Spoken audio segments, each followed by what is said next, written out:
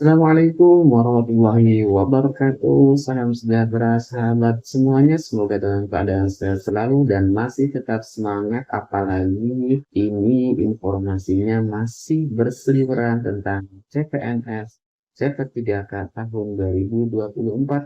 Semoga teman-teman semuanya yang akan berjuang dalam seleksi tahun ini mendapatkan hasil yang sangat memuaskan dan sesuai dengan harapan. Amin ya Allah ya Rabbal Alamin, menjadi pegawai negeri sipil.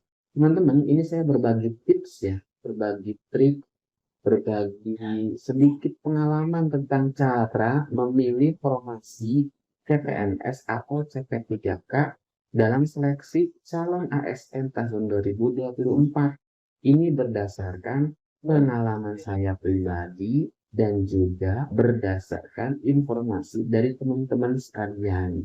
Apa saja tipsnya atau triknya untuk memilih formasi CPNS atau CP3K tahun 2024. Baiklah, simak baik-baik ya teman-teman semuanya. Pertama, teman-teman harus merangkum semua data formasi yang sesuai dengan kualifikasi pendidikan terakhir teman-teman. Maaf ya, ini ada typo-nya. Pilih formasi dengan persyaratan khusus yang Anda penuhi karena biasanya persyaratan khusus memiliki persaingan yang lebih rendah. Teman-teman begini, dalam pemilihan PNS sebelum kita mendaftar ya, ini bukan membuat akun ya. Kalau membuat akun silakan buat akun aja dulu. Tapi ketika kita sudah mulai mendaftar, pastikan kita sudah mengetahui formasi apa saja yang sesuai dengan kualifikasi pendidikan terakhir kita dan bagaimana peta persaingannya. Misal, teman-teman adalah sarjana pendidikan bahasa Indonesia, kemudian mencari formasinya misalkan ingin mencari CPNS di Kementerian Agama dengan yang sesuai kualifikasi Anda, misalkan guru bahasa Indonesia. Cari di situ, kemudian formasi yang dibutuhkan berapa? 2K, 1K, 3K. Semakin sedikit pilihan formasinya, maka semakin peluangnya itu kecil. Walaupun takdir Allah Subhanahu wa Ta'ala kita nggak ada yang tahu ya. Tapi secara matematis peluangnya kecil. Tapi kalau formasi yang dibuka itu kuotanya banyak, peluangnya juga gede. Nah, kalau saya waktu tahun 2019, saya memilih mata pelajaran yang tidak ada di Kementerian Agama. Dengan formasi waktu itu karena saya memilih jalur umum, formasinya ada 5. Dan kalau pengen lolos ke tingkat tahir supaya masuk 5 besar, teman-teman harus melewati tes SKD dulu. Kalau 5 berarti 5 kali 3 yang dibutuhkan untuk tes kedua, tes SKB, itu berarti 15 orang. Berarti peluangnya masih banyak tuh teman-teman. Kemudian ada kata-kata di sini pilih yang formasi khusus. Kalau CPNS yang membuka formasi khusus, ini persaingannya lebih kecil lagi ya, lebih rendah lagi teman-teman. Contoh, formasi khusus itu biasanya dibuka untuk lulusan cum laude, lulusan sekolah perguruan tinggi ternama dengan akreditasi sekolahnya A, dan teman-teman IPK-nya juga besar.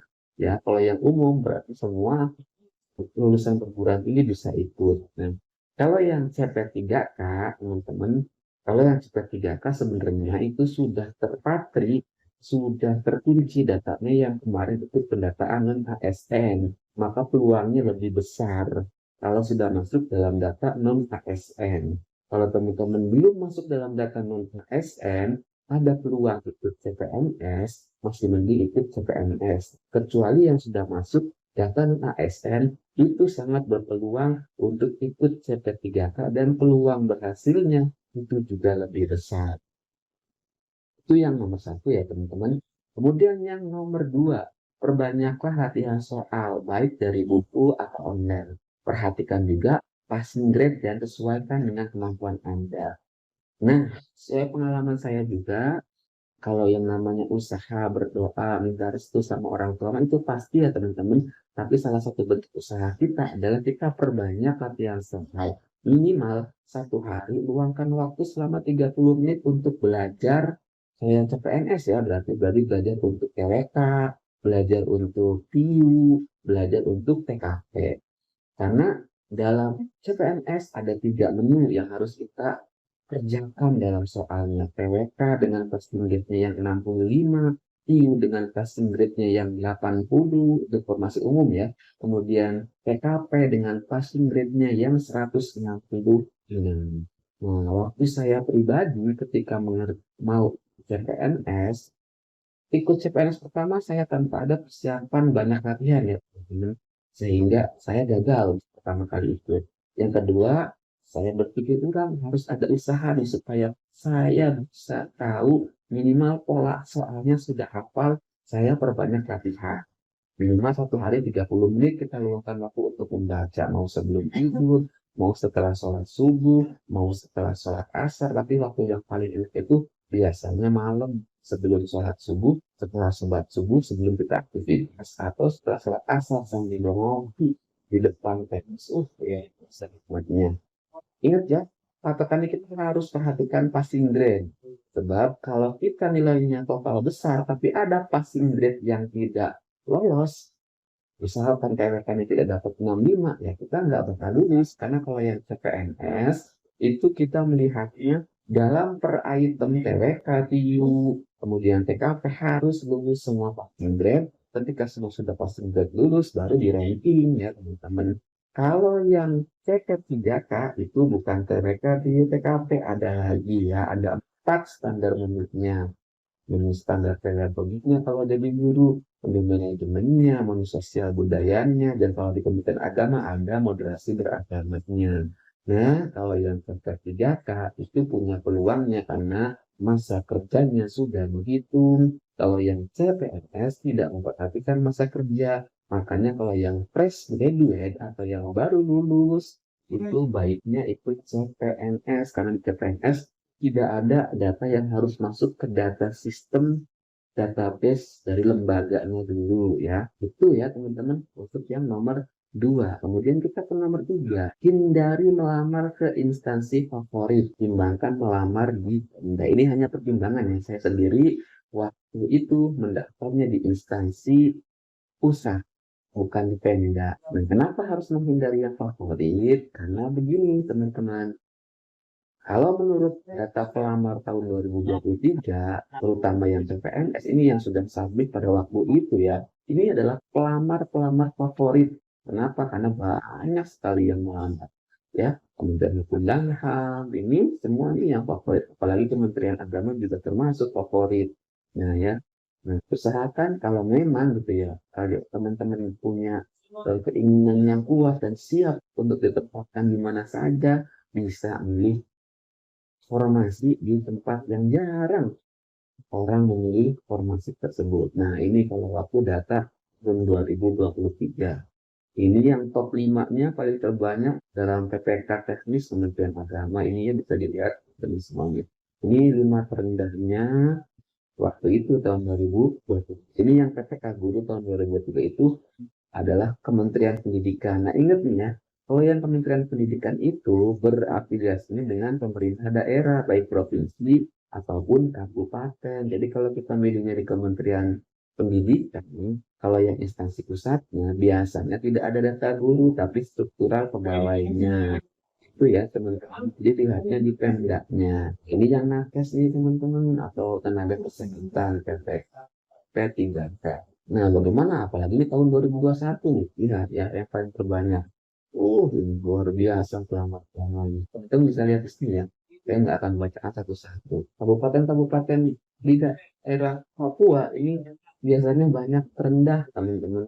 Karena mungkin yang di Pulau Jawa pengennya di Jawa aja, nggak berani keluar. Jadi sekali lagi ya teman-teman patut dipertimbangkan.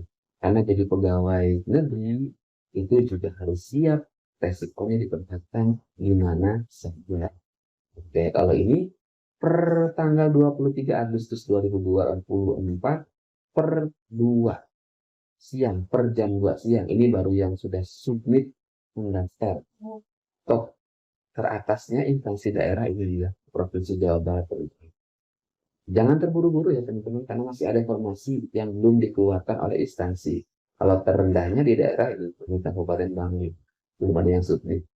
Oke, nah ini kalau top instansi pusat, nah teman-teman bisa lihat sini ya, sudah banyak yang sudah submit.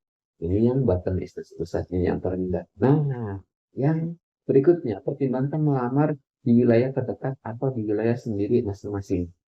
Kenapa saya harus ngomong ini, teman-teman? Karena harus siap. Kalau misalkan melamar di daerah yang jauh, itu harus siap segala risikonya. Berarti kita akan pindah ke tempat terdekat, apalagi kalau jaraknya bukan 1 jam ya. Bisa 3 jam, 4 jam, 5 jam, dan kemudian kita harus 5 hari kerja. Itu luar biasa. Harus pindah tempatnya ke sana. Tempat tinggalnya juga harus pindah. Karena untuk mengabdi kepada negeri, jadi mau tidak mau ya teman-teman, jadi harus mengikuti aturan. Jadi pertimbangkanlah, kalau teman-teman tidak kuat untuk di tempat yang jauh, ya kita berusaha di tempat yang dekat, walaupun misalkan peminatnya banyak, kita harus siap bersaing ya, dengan semuanya. Itu, jadi pertimbangkanlah melamar di wilayah terdekat, karena nanti psikologis kita kalau tidak bisa jauh dari wilayah kita itu luar biasa teman-teman ya, sangat menguras energi, menguras psikis, menguras fisik juga.